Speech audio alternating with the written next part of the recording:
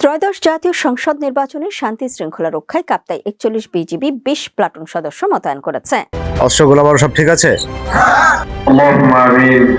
ربنا ظلمنا أنفسنا وإن لم تغفر لنا وترحمنا لنكونن من الخاسرين.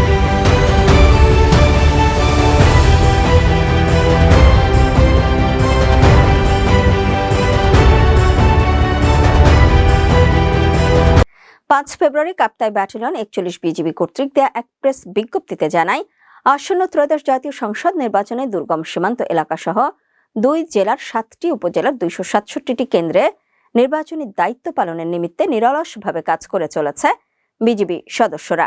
এছাড়া ৭টি বেস ক্যাম্পে ২০ প্লাটুন বিজিবি সদস্য দায়িত্ব পালন করছে এবং আধুনিক প্রযুক্তির অংশ হিসেবে টহল, ড্রোন এবং বডি অন ক্যামেরা ব্যবহার করা হচ্ছে।